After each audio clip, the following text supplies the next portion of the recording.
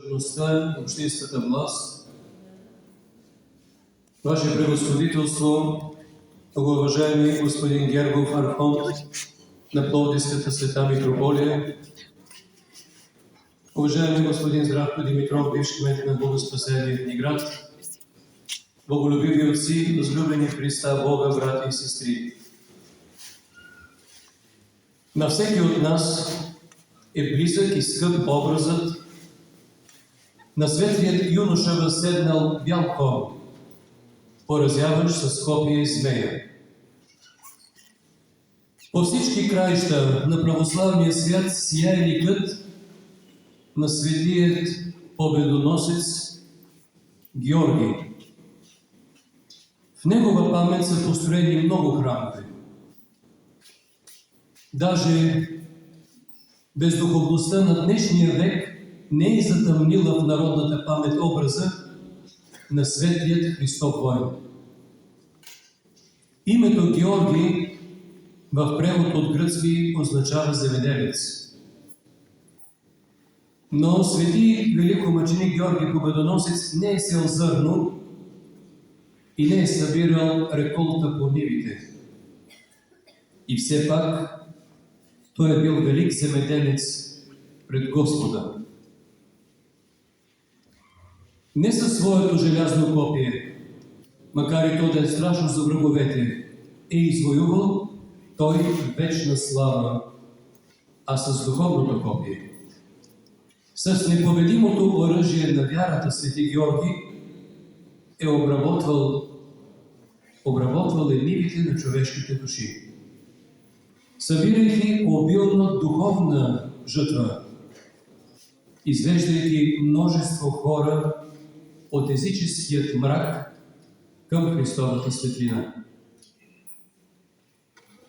Понякога ние, човеците, униваме пред силите на злото в този свят.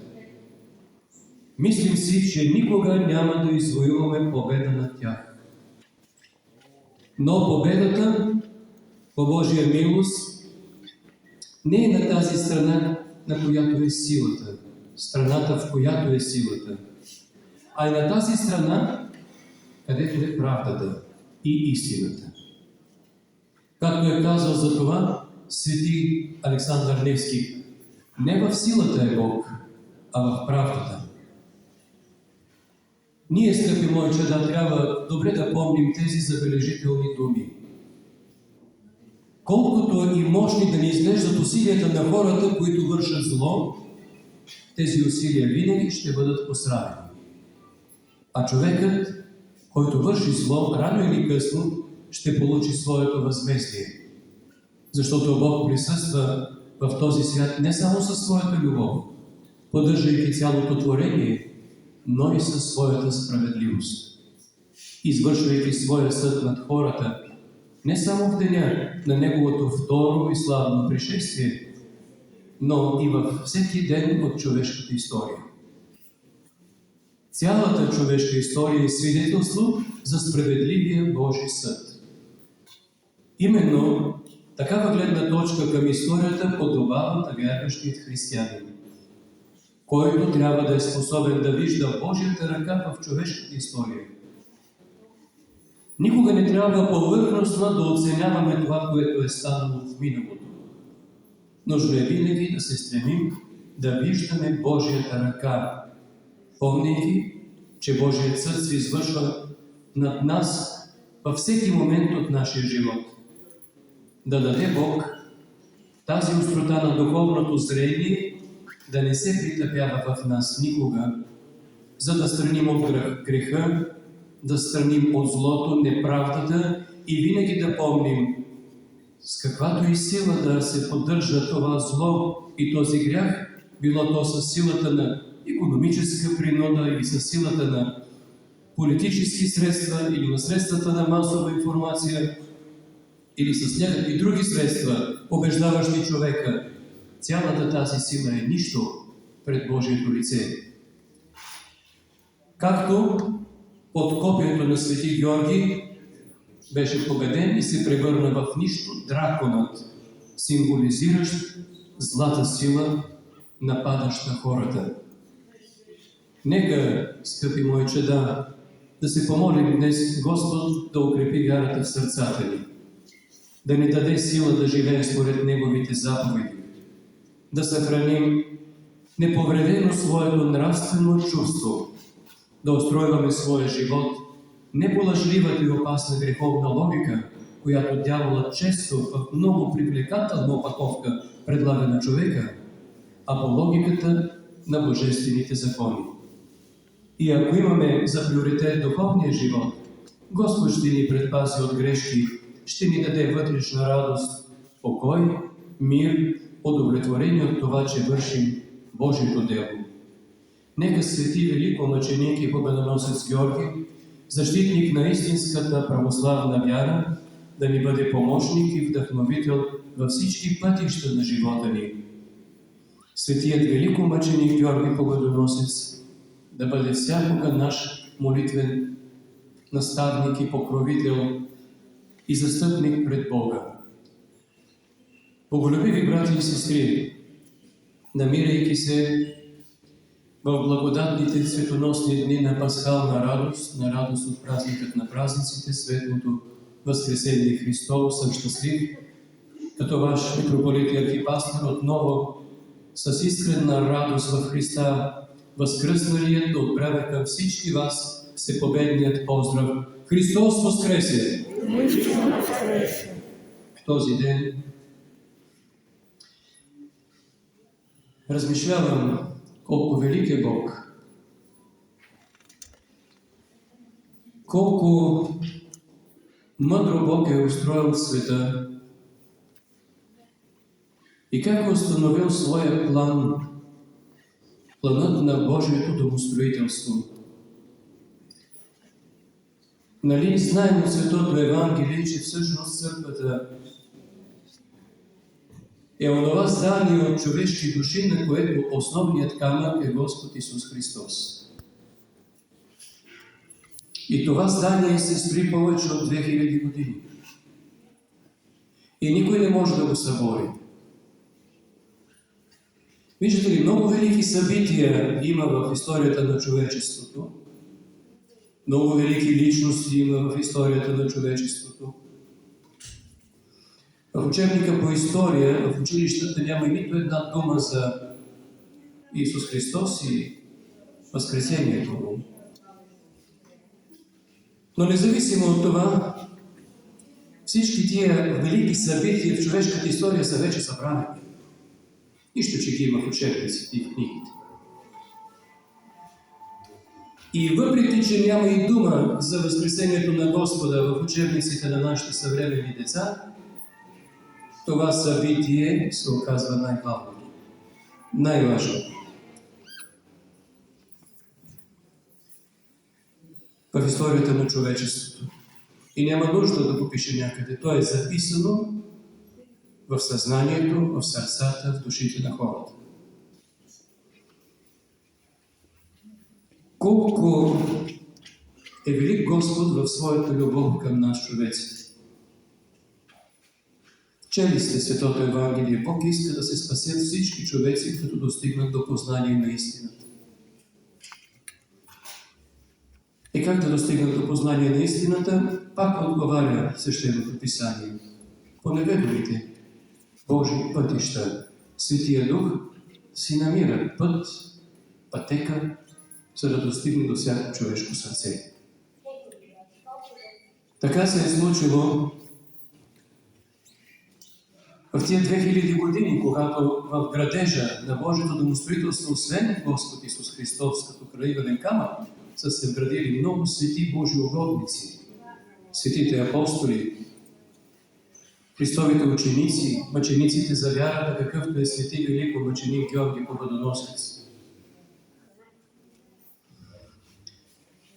И много духовници, много монаси, и много пастири и учители народни, конкретно за нашия български народ.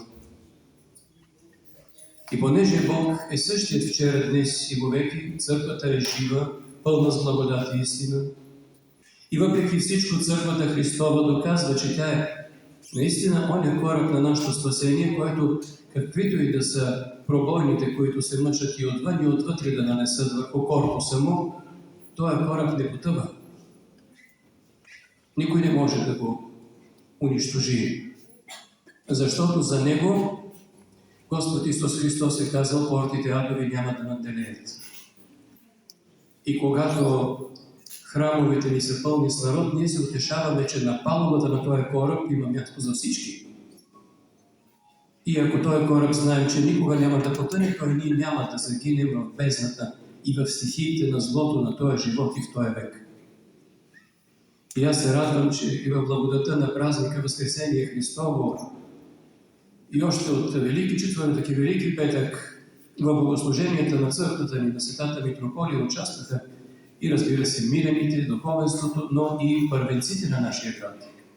И кмета, и областният управител, и господин Здравко Димитров, и генерала, който отговаря за Пловдивският гарнизон. И всички това са светлоуправници, които за мен е Божие чудо, че Бог ги е избрал да бъдат човеци с вяра. А когато имат вяра в Бога, те знаят Божиите заповеди. Не лъжи, не кради, не прелюбодействай, не убивай. Това означава, че пак ще повторя, няколко пъти съм казал, оная власт, която вярва в Бога и обича хората, за нас, християните, е легитимна власт. Затова благодаря, че и в днешния ден представителите на институциите, господин областният управител, се отзоваха и придоха на молитва да се помолим заедно. А когато вървим заедно по пътя на доброто, на правдата, на мира, на истината, то Божият народ вижда това и не се страхува и има на какво да се опре. Но днес съм особено щастлив да изкажа, свещен дълг ми е да изкажа искрен поздрав и благопожелание на нашия скъп именник господин Георги Гергов, архонтът на Пловдивската Света Митрополия. И когато ви говорих за плана на Божието домостроителство, аз размишлявам за това как може един светски човек, който е успял в придобиване на материални блага в този живот, какво нещо е силата на уния думи. Бог иска да се спасят всички. И богатите, и бедните. За Бога всички са чеда. Ето Бог се е докоснал до неговото сърце и му е подсказал, добре, придобил е големи богатства, но това не го е зарадвало и направило в пълнота щастлив. Защото духовният човек, който не е убил съвестта си, духовният човек, който не е вкаменил сърцето си, той винаги чувства една огромна празнота, ако не е отдал Божието Богу. И ето защо в един момент, без аз да го търся, той ме потърси, защото Бог го е намерил и го е призовал, така както Господ намери апостолите. А кога ги намери? Намери ги, когато бяха си помислили, че са най-богати. Тък му бяха уловили най-много риба, след като нямаше никаква риба през нощта и Христос им каза, идете, през деня хвърлете мрежите. Те хвърлиха мрежите, напълниха корабите, да щяха да потънат корабите им от богатия улов на риба. Мрежите започнаха да се разкъсват и те си рекоха, сега е бизнеса. Тръгна. Хората чакат, ще продадем рибата и ще забогатеем. Точно в този момент Господ Исус Христос каза на рибарите, елате, за да ви направя ловци на човеци. Аз съм сигурен, че господин Гергов, вие сте изживял такъв един момент, в който постигнал своето материално богатство, вие сте чул от Христовият глас. И станахте съработник Христов, аз го казвам със спокойна съвест. Не само защото вие направихте огромни дарения за Светата Църква, които от векове наред ще говорят за славата на нашата епархийска църква и за нейното духовно значение в живота на българите, но вие започнахте дейно да участвате в духовния градеж на зданието на Божието домостроителство, като искрен, истински съработник Христов. Затова аз ви уверявам, господин Гергов, че искрено ви имам доверие и не само аз, и освещеният клир и вярващите християни. И заедно с вас ние празнуваме в този ден, защото вие доказахте, че сте една значима част от Христовата църква на нашата епархия. А какво е църквата? Пак четем в Свещеното писание, тя е тяло Христово. Църквата е организъм, жив, бого-човешки организъм, на която глава е Христос. Обаче в нея има различни органи. И там е казано в Светото Евангелие, когато страда един орган, боледува цялото тяло. И когато се радва една част от тялото, се радва целият организъм. В този смисъл, вие днес имате радост, господин Герб, вашият личен имен ден. И той не е ваш само личен, той е за наша радост, за благодарност към Бога и към вас, и за молитва Бог да ви даде дълъг живот, здраве, благоденствие на вас, на вашия дом, на всички ваши близки и приятели и душевно спасение. Като казвам, че в богочовешкият организъм има различни органи, един такъв от голямо значение е онзи, който се е посветил на църковното изкуство. Църковните изкуства са най-различни. Те са обобщени в едно наименование – литургически църковни изкуства. Те включват и архитектурата, и живописта, и химнографията, но и певческото изкуство. Да се пее в църквата не е установено скоро. Още от Стария Завет и най-велик певец на църквата е старозаветният свети пророк и цар Давид. Затова го наричаме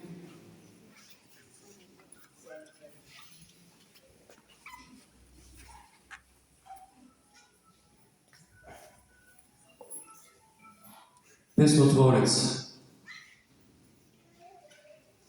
Много ви моля телефоните да изключите.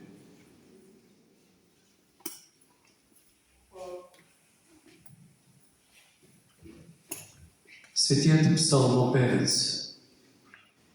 Защо казвам, че певческото изкуство има значение?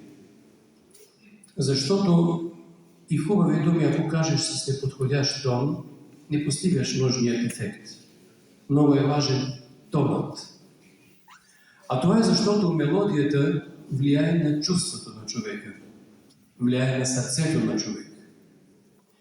Мелодията може да ни настрои и весело, има специални мелодии, които ни настроиват тъжно, и това много силно влияе на настроението на хората.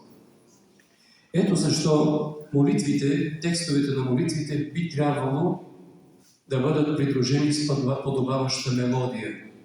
И разбира се, боговдъхновени хора, защото всеки творец отразява малко или много част от себе си в своето творение, във вековете са сътворили прекрасни песнопения, които да изразяват най-силно чувствата на хората. Да, това е хубаво, но нужно е да има кой да ги изпее. И то да ги изпее не с виртуозен глас, тук не е Миланската скала, а да ги изпее, макар и по-тихичко, макар и понякога уморено, дрезгаво, но със сърце. Тогава те стигат до сърцата на хората и ни помагат в нашето молитвено настроение. Възлюбени мои чеда, велико изкуство е църковно-певческото изкуство. То понякога придава тържественост на песнопенията и ни кара да се чувстваме като войните в една армия. Вие знаете, че когато маршируват войниците, винаги пеят маршови песни. Има и случаи, когато песнопенията са толкова тъжни, че няма как да не просълзат сърцата ни. Когато викаме за помощ към Господа поради многото грехове, с които са заразени и страдат и са наранени душите и сърцата ни и телата ни. И всичко това, цялото това творчество е отражение на Светия Дух в църквата. Затова аз днес благодаря и за един прекрасен дар Божий, който има нашата епархийска църква в лицето на нашия протопсалт, господин Георги Радев, който дойде с мен преди 17 години, когато станах ваш митрополит, и до ден днешен не е престанал да бъде опора и за мен и за всички нас в богослуженията ни, да помага нашето чувство, да умилява сърцата ни. А ние като го слушаме, да възхваляме Всеподателя Бога и да казваме: слава Тебе, Боже, благодетелю наш веки. Господин протопсалът, Бог ви е дарил с голям талант дарба, която вие не сте заровал в земята, а която неуморно вече толкова години вие осъществявате и дарявате безкористно на Светата Църква и на Божия народ. Аз не мога да си представя богослужението си без вашето участие. Затова моля Бог да ви дава здрави сили и дълъг живот. Аз съм сигурен, че онова, което сте изградил, вие тепърва ще надграждате, защото и опитът, и Божията благодат, всичко това има своето значение, за да се усъвършенства човек. А и това, че живееш в Дома Господен, и че участваш в молитвата, и че създаваш настроение у хиляди човеци, които започват да се молят по верния тон на твоята молитва, който ти задаваш в сърцата им, това е велико Божие благодеяние. От името на свещеният клир на Божия народ, на Светата ни епархийска църква, те поздравявам. Благодаря ти за усърдието, за неуморния труд. Благодаря ти за вярата, защото именно нея, вярата, надеждата и любовта ти изпяваш, отразяваш в своите песнопения. Свети цар Давид каза в един от своите псалми, а той също, както ви казах, е бил певец: ще пея на моя Бог, докле съществувам, нека му бъде благоприятна моята песен. И друг път и сега ще те благословя с неговите думи. Пей и възпявай нашия Бог, докле съществуваш, и нека му бъде благоприятна твоята песен. Честит и благословен имен ден! Поздравявам също така отец протоиерей Георги Попов, който служи в този храм, и пожелавам здраве, благоденствие на теб и на твоето семейство, усърдие в изпълнение на пастирския дълг, както до сега и за напред, да носиш с чест и достоинство кръста на пастирското служение. Ти имаш прекрасен небесен покровител, много силен във вяра и благочестие, както казахме, той е победил злото не с оръжието, не с копието, а с вярата си. Носейки Неговото име, бъди Негов подражател. Да си жив и здрав и щастлив. Поздравявам всички именици, които днес празнувате. Моля се за вас, благославям ви, преподавайки Божието благословение, благодата на възкръсналият наш Господ Исус Христос да бъде на всички вас за здраве, мир и благоденствие и душевно спасение. Честит Гергьовден, честит и благословен празник на многая и благая лета. Христос воскресе! Воистину воскресе! Благоденствие на мирное житие, здравие, жизнь, спасение, и во всем благое поспешение, удар Господи, високо преосвященному митрополиту нашему Николаю, со священным его клиром и богохранимого паствою, благоверному и христолюбивому царю болгарскому Симеону, благочестивому православному болгарскому народу, правителствующему Симплиту и христолюбивому наше воинство, предстоятелю, священнослужителем Георгию протоиерею, тезуименитому сдом и чада, настоятелем святаго храма сего, всем поющим и труждающимся в нем, архонту Пловдивскому Георгию, тезуименитому сдом и чада, протопсалку Пловдивскому Георгию, тезуименитому сдом и чада, всем здесь присутствующим и молящимся с нами, всем празднующим свети праздник сей, и сохрани на многая лета. Всички заедно.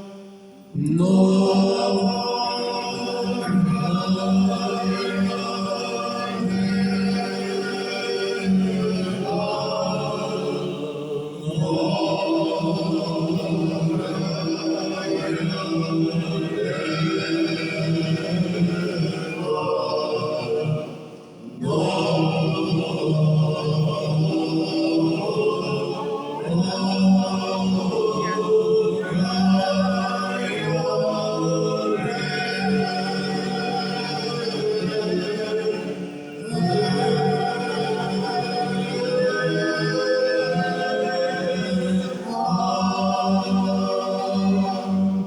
Христос воскресе! Христос воскресе! Христос воскресе! Христос воскресе из мертвых, смертью смерть побрал, и сущим в гробе живот даровал.